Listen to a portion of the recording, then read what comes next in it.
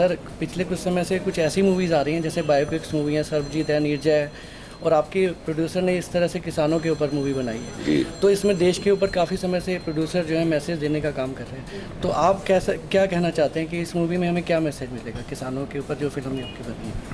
इसमें आपको एक किसान की दुर्दशा की कहानी देखने को मिलेगी और किसान जो है इस देश का बहुत ही अहम सुपुत्र है एक तरह से, क्योंकि हम जो अन्न खाते हैं, खाद्य पदार्थ खाते हैं, वो सब किसान उगाता है। कड़कती सर्दी में भी वो खड़ा होता है और कड़कती धूप में भी हमारा भी योगदान है। चाहे आप पत्रकार हों, चाहे आप वैज्ञानिक हों, चाहे आप टीचर हों, चाहे आप मजदूर हों या व्यापारी हों, सबका अपना अपना योगदान है, ठीक है। लेकिन हम जो है ज़्यादातर हम एयर कंडीशन कमरों में बैठ के काम करते हैं, सर्दी गर्मी का हम पे कोई असर नहीं होता है। अब वो खेत में तो एयर कंडीशन लगा नहीं सकता बेचारा, और ना उसके पास इतना धान है, जो भी खैर बहरहाल ये तो एक हल्की बात थी। लेकिन परिस्थितियों से हम सब लड़ते हैं। लेकिन ये दो लोग हैं हमारे समाज के, किसान और जवान, जो कुदरत से भी लड़ते हैं। बाढ़ आ गई, सूखा पड़ गया, उधर एक जवान खड़ा है -40 डिग्री में हमारी सुरक्षा के लिए, अवलांच आ गया, दब के मर गया।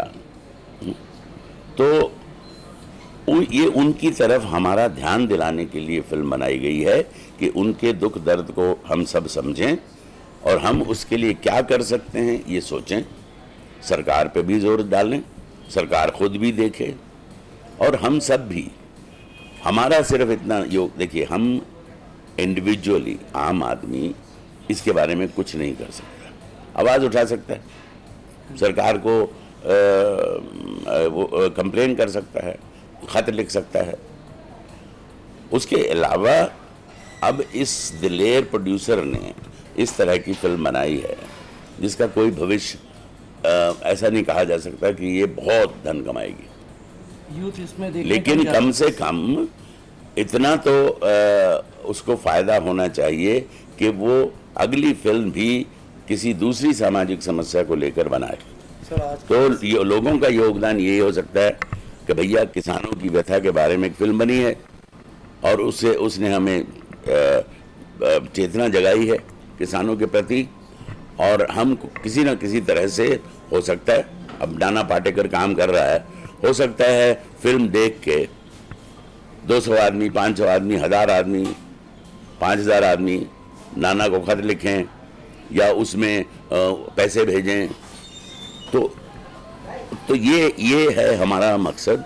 सर, राजनीतिक पार्टियों को आप क्या संदेश देना चाहते हैं? अरे राजनीतिक पार्टियों का ये वक्त नहीं है, ये कोई राजनीति पे थोड़ी। मूवी देखने के लिए क्या कहना चाहते हैं? हाँ, वो तो मेरा उनको ये सुझाव है कि वो हर साल एक फिल्म फेस्टिवल रखें, सब राज्य सरकारें भी और सेंटर भी, कि भाई इस साल देश में कितनी फिल्में बनी हैं जो सामाजिक समस्याओं के बारे में बात करती हैं। 3 दिन का, 4 दिन का, जो भी 10-12 फिल्मों से ज़्यादा होती नहीं सर। तो इसलिए देखने में इतना कोई समय नहीं जाएगा। तो मेरा ये बिल्कुल, क्योंकि ये जो फिल्में लोग बनाते हैं वो पूरी रिसर्च करते हैं इंटीरियर तक जाके। क्या सर इस पिक्चर में लातूर जैसे हालात भी आपने खोले, लातूर में हालात में पानी को लेकर, समस्याओं को लेकर बहुत सारे वहाँ हालात बने हैं, उसमें नहीं, ये समस्या तो खैर इस समस्या में सिर्फ किसान की समस्या को एड्रेस किया गया। सर, मोदी सरकार जैसे देखा जा रहा है कि पिछले अपने कार्यकाल में जैसे फसलों की जो सब्सिडी, यूरिया की सब्सिडी किसानों तक पहुंचती थी, उसके लिए उन्होंने कुछ कार्य किए हैं, और जैसे इन फसलों के बीमे के लिए उन्होंने कहा है कि किसानों को जो मिल रहा है, वो तो मैं भी 2 साल से कह रहा हूँ। हाँ जी। तो आपकी फिल्म इस बारे में मोदी सरकार को और क्या मैसेज देना चाहती है कि और क्या कर सकती है मोदी सरकार? बस हम तो मोदी सरकार से कहेंगे अपनी ब्यूरोक्रेसी को क्लीन करो। आपने कहा है ना कि सड़कों पे कचरा मत फेंको, हमने तो हम पहले भी नहीं फेंकते थे वैसे, लेकिन उसका असर पड़ा है लोगों पे। लेकिन वो म्यूनसिपैलिटी को कब कहेंगे ये मुझे नहीं पता, क्योंकि म्यूनसिपैलिटी की जो जिम्मेदारी है, जो बड़े बड़े कचरे के ढेर हैं सड़कों पे, वो तो हम नहीं उठाएंगे ना, वो तो ट्रक आके उठाएंगे। तो वो और दूसरे क्या कहना चाह रहा था मैं कि हाँ, ब्यूरोक्रेसी की सफाई करें, बहुत ढीली है, बहुत करप्ट है, और ये उनकी रफ्तार में तेज़ी आनी चाहिए। बहुत वो उनका दिल सही जगह पे है, सिंसियर हैं, ईमानदार हैं, मेहनती हैं, इसमें कोई शक नहीं। बिना वो क्या अपने किसी IAS ऑफिसर से या किसी राइटर से लिखवा कर स्पीच नहीं पढ़ते हैं, एक्सटेम्पो बोलते हैं, दिल से बोलते हैं, ऐसा पढ़ के भाषण नहीं देते हैं। सर ब्यूरोक्रेसी पर तो मोदी सरकार कह रही है कि वो पकड़ कर रही है, और सख्त करनी चाहिए। हाँ जी। क्यों किसान आत्महत्या कर रहे हैं? आपने पंचायती राज बनाया हुआ है, सरपंच को आप जिम्मेदार ठहराइए। सर, जनता को आप अपनी हमारे चैनल या मीडिया के माध्यम से इस मूवी के लिए क्या कहना चाहते हैं? मैं उनसे ये कहूँगा कि प्लीज़ आके आप इस फिल्म को देखिए। मनोरंजन की फिल्में तो आप रोज़ देखते ही हैं, मनोरंजन की कहो या जादू वाली फिल्में, जादू वाली फिल्में हैं ये। मतलब एक हीरो 15 लोगों को मार रहा है तो जादू ही तो हुआ ना ये, या 10वें माले से कूद गया है, कुछ भी नहीं हुआ, जादू है। तो एंजॉय कीजिए उसको, मस्त रहिए। लेकिन आपकी ये भी जिम्मेदारी है कि इस तरह की फिल्मों को भी बढ़ावा दो, क्योंकि ये फिल्में हमारे समाज को और ऊंचा उठाएंगी, हमारी तरक्की में मदद करेंगी, हमारी सामाजिक परेशानियां दूर करेंगी।